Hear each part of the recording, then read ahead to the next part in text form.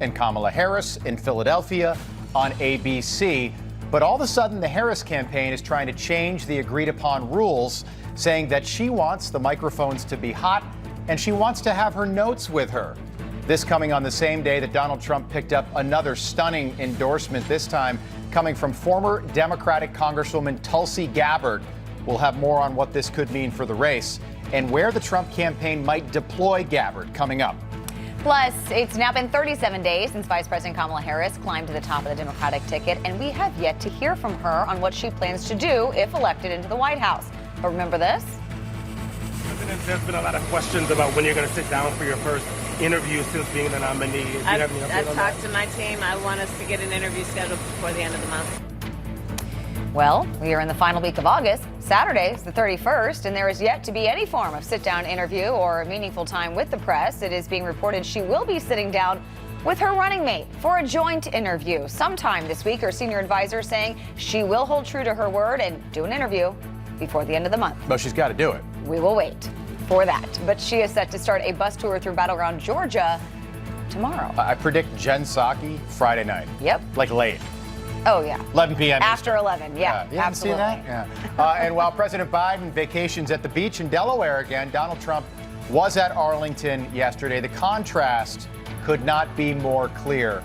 But it was a powerful moment at a private family event yesterday that the president attended that is getting a lot of attention this morning, again, as the contrast between Harris and Trump becomes more and more clear. We'll take you through what happened in just a moment. But first, back to a fast-moving story this morning as you take a live look at northern Israel, where tensions remain high as the Biden-Harris administration push for a ceasefire before Election Day.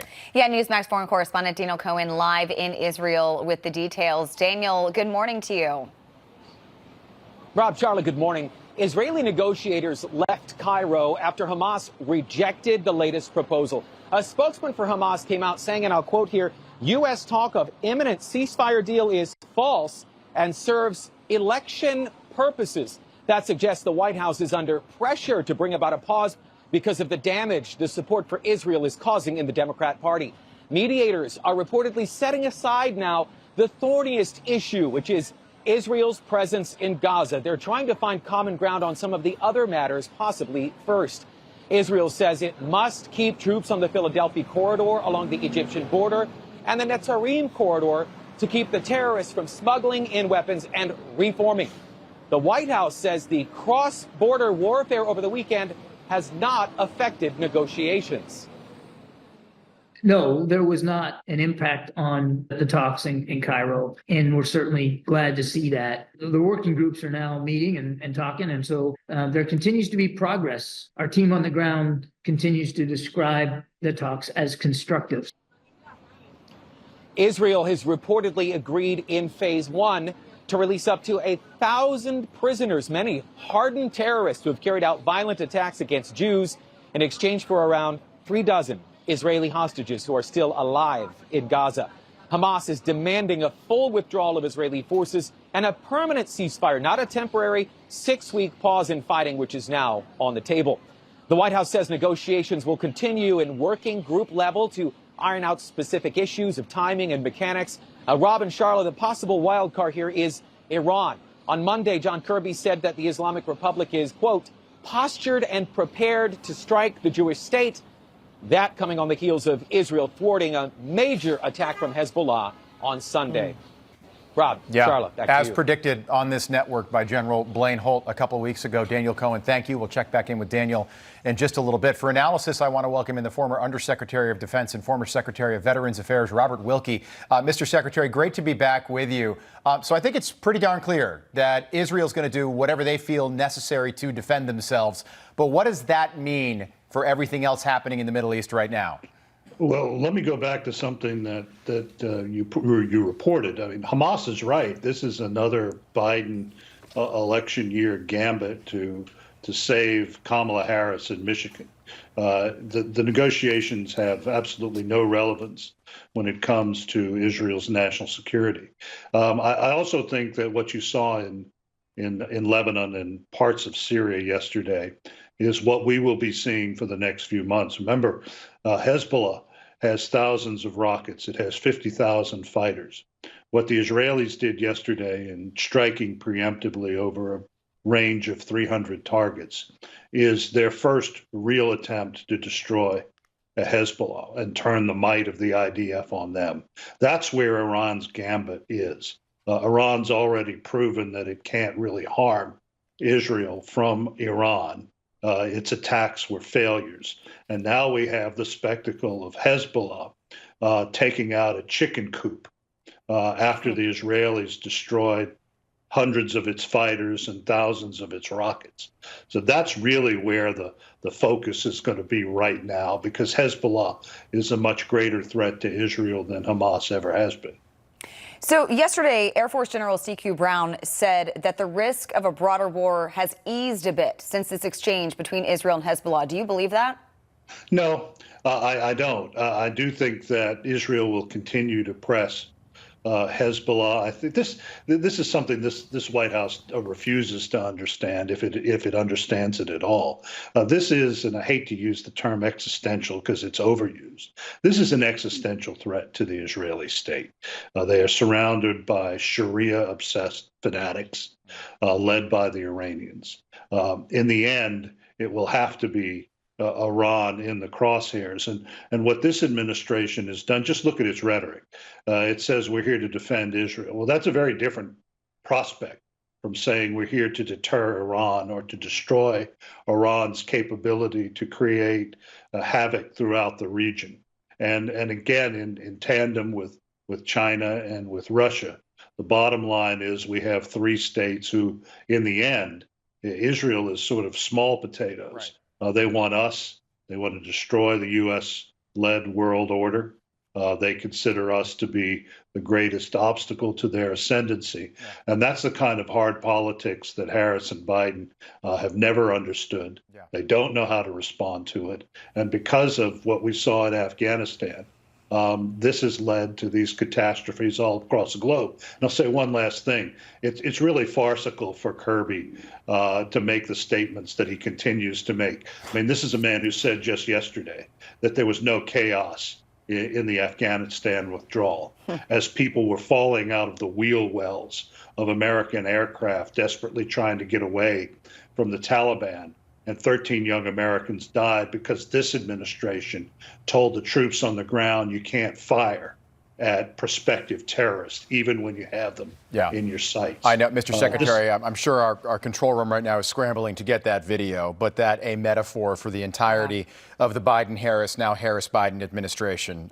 Innocent Afghanis, many interpreters that worked with us for 20 years just trying to get out of Kabul airport, and they were forced to. You see, when one of those military cargo planes takes off, many are sitting on the wheel well encampment, the little bubble above the wheel there, and the plane lifts off and they fall to their deaths. This is Joe Biden's Afghanistan withdrawal, what you're looking at right here, and well done, control room, by the way. But yesterday, and Mr. Secretary, I just want to point out the contrast. On the 3-year anniversary of 13 innocent U.S. service members being maimed outside Abbey Gate at that same Kabul airport, Donald Trump laid a wreath at Arlington National Cemetery. Kamala Harris didn't even put out a statement. She didn't even put out, she didn't put anything forceful out. And Joe Biden's sitting on the beach with SPF 75 on. I know that much. Yeah. Okay, but it's about optics. Donald Trump is there. Right. Okay, and I guess my question is... With the families. With these Gold Star families. Right. Okay, that to me is a U.S. president. Okay, It's uncomfortable to be there. Could you say this is political? Well, of course it is, but at least he's been consistent. Okay? He's been consistent. And Mr. Secretary, I'm looking at the 100,000 troops amassing in Belarus right now on the precipice of maybe trying to take Kyiv, something that would be a monumental escalation in Ukraine. And I'm looking at our president sitting on the beach with his wife doing absolutely nothing. And Kamala Harris, again, fine, she releases some half-hearted statement. Right. But how much of what we're seeing taking place, not just in the Middle East, but with China, saber-rattling with Taiwan and the Philippines, how much of this is the perception of a weak White House here at home? Oh, absolutely. And we're seeing that all over the world. And I'll just quote the former Swedish ambassador, left-wing, Swedish Prime Minister Carl Bildt, left-wing, no great fan of Republican presidency. He said the chaos in the world began when Joe Biden and Kamala Harris withdrew from Afghanistan in the manner that they did. And remember that Kamala Harris, in one of the few interviews that she's ever given with the Clinton News Network, said that she's always the last person in the National Security Council room when the decisions are taken, and that she was very proud of this historic decision that Joe Biden took to withdraw from Afghanistan. Yeah. That's the kind of nonsense that we are faced with, and nonsense that has deadly consequences. The world has already taken its measure of Kamala Harris, and I can tell you that the Chinese, the Russians, the Iranians are waiting in great anticipation for the arrival of Kamala Harris. And one last thing, the contrast that you pointed out is absolutely correct. As the head of the Department of Veterans Affairs under Donald Trump, my orders were simply to fix it. Obama and Biden had left it in tatters. It had the lowest approval rating in its history. Donald Trump went to the barricades and shook up VA complacency, and then in the end he left it with a 91% approval rating. That's what leadership is, and that's what respect and care for our veterans is. Yesterday, we had a Gold Star father on. His son was killed. He was one of those 13 killed 3 years ago yesterday. And I asked him what worries him most about a Kamala Harris presidency. And he said that there'll be more Gold Star families because she doesn't know what she's doing. Just want to get your reaction to that. Well, she doesn't. And look, you just reported at the beginning about this latest farcical gambit that she and her campaign team are playing with the debates. She doesn't want to be on the stage with Donald Trump because she'll have nobody there to rescue her. Yeah. And if she can't stand on a debate stage, how is she going to deal with Xi Jinping and a gangster like Vladimir Putin or the theocratic fanatics in Tehran? She is unqualified, she is unprepared, and she would be a disaster for Western civilization writ large, much less the United States. And I think we see how this is playing out on the campaign trail. Mr. Secretary, great to see you. And I'll give credit where credit's due. Look, Joe Biden had no problem not having notes on June 27th during that debate. Probably a bad call, all right? It literally ended his political career, his performance that night.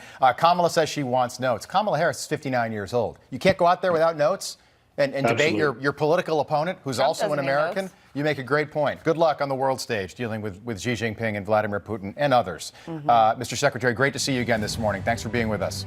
Good to see you. Thank you. All right. Lots more to go here on Wake Up America. You hear about this